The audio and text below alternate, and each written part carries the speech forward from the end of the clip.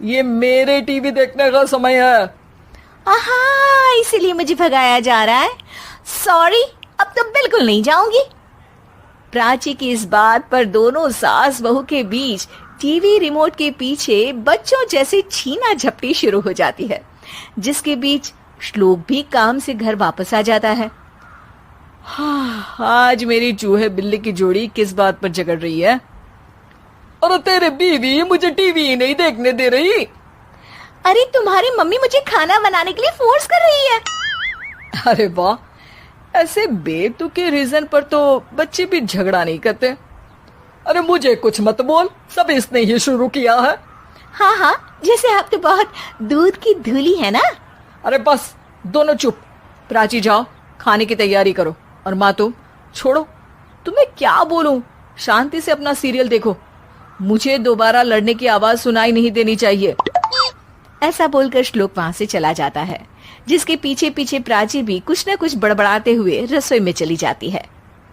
हाँ हाँ, सासू जी को तो कुछ बोलेंगे ही नहीं, बस मुझ पर ही हुक्म चलता है, खाना बनाओ, जैसे मैं इनके घर में खाना बनाने के लिए आई हूँ। इसी तरह शाम बीतती है और रात को श्लोक और प्राची की सास खाना खाकर सोने चले जाते हैं, लेकिन प्राची गुस्से में कुछ खाए बिना काम में ही लगी रहती है। इस घर में किसी को घंटा फिक्र नहीं पड़ता, मैं खाऊं या भूखी रहूं। प्राची कुछ देर के लिए रसोई से बाहर जाती है और जैसे ही वापस आती है तो वहां दूध का भरा ग्लास देखकर हैरान रह जाती है। फिक्र पूरी है, बस दिखाना नहीं है। प्राची दूध पीकर सोने चली जाती है और अगली सुबह एक बार फिर सास बहू का कार्टून नेटवर्क स्टार्ट हो जाता है। ये तुमने ही किया है। अरे अजीब जबरदस्ती है, मैं बोल रही हूँ मैंने कुछ नहीं किया। दोनों ने मिलकर पूरे घर को पागल खाना बनाया हुआ है। यहाँ कोई नॉर्मल इंसान तो रह ही नहीं सकता, इसीलिए अब पड़ोसी क्या रिश्तेदार भी घर आने से कतराते हैं। और सुन बेटे, तू भी चंगा, तेरी माँ भी चंगी, तेरी बीवी भी चंगी, रिश्तेदार। हाँ जी, आपको नहीं पता क्या, गंगाधर ही शक्तिमान है, रिश्तेदार ही। हाँ हाँ, बस समझ गया। कभी जानवरों जैसे लड़ेंगी तो कभी जुगलबंदी करेंगी। भाई मैं आप दोनों के बीच में नहीं फंसना चाहता। सास बहू की इस मनमौजी जोड़ी से परेशान होकर श्लोक अपना सिर खुजलाता वहां से चला जाता है। चलो अब मैं भी कीर्तन में जा रही हूँ।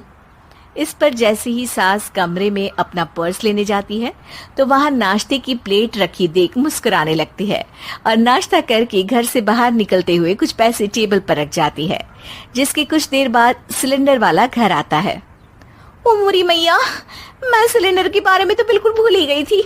घर खर्च के सारे पैसे भी मम्मी के पास है और श्लोक से बोला तो उल्टा 4 बात सुनाएंगे। प्राची ये सोच ही रही होती है कि अचानक उसका चेहरा चमक उठता है और वो घर में आकर इधर उधर देखने लगती है। तभी उसकी नजर टेबल पर रखे पैसों पर पड़ती है, जिन्हें वो सिलेंडर वाले को दे देती है। ये सब श्लोक देख लेता है। अच्छा बेटे, इतना बड़ा घोटाला, सबके सामने मैं तेरी दुश्मन और पीठ पीछे तेरी मेरी यारी। इस पर श्लोक एक प्लान बनाता है और शाम को सब एक साथ बैठे होने पर बोलने लगता है। माँ, तुम दोनों की बहुत लड़ाई होती है, इसलिए मैं सोच रहा हूँ कि प्राची को उसके घर छोड़ाऊं। इससे वो भी खुश रहेगी और तुम भी। अचानक श्लोक की ये बात सुनकर सास बहू शौक से उसकी तरफ देखती है। अरे ऐसे कैसे घर छोड़ाओगे, मुझे कहीं नहीं जाना। अरे तुमने बोला नहीं पर मैंने सुन लिया, तुम्हें मम्मी के साथ रहना अच्छा नहीं लगता, मुझे पता है। अरे वो अरे, जब बहू खुद कुछ काम बोले तो वो तुझे सुनता नहीं, और अब जो इसने बोला ही नहीं वो तू समझ गया। जब उसे नहीं जाना तो फिर जबरदस्ती क्यों कर रहा है? अच्छा, फिर आपको मौसी के घर छोड़ाता हूँ। बस अब आप दोनों एक घर में एक छत के नीचे नहीं रह सकती। मैं इस टॉम एंड जेरी की जोड़ी को और नहीं झेल सकता। है? ऐसे कैसे नहीं रह सकते? तुम्हें इतनी दिक्कत है तो तुम्हारा बोरिया बिस्तर पैक कर देती हूँ, लेकिन मम्मी जी कहीं नहीं जाएंगी। बिल्कुल यही सुनना था मुझे। अगर दोनों में इतना ही प्यार है फिर हर वक्त ये लड़ाई का नाटक क्यों करती हो? देखा मैंने कैसे माँ किचन में दूध रखती है और तुम उनके लिए कमरे में नाश्ता रखती हो, और कैसे वो पहले ही तुम्हारी दिक्कत समझकर घर में पैसे रखकर बाहर जाती है।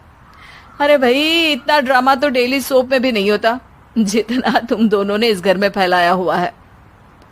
तू हमें टॉम एंड जेरी बोलता है ना, तो याद कर वो दोनों भी एक दूसरे को बाहर वालों की बुरी नजर से बचाने के लिए हमेशा सबके सामने लड़ते थे, लेकिन अकेले में दिक्कत के समय मदद भी तो करते थे। बस हमारा रिश्ता भी कुछ ऐसा ही है।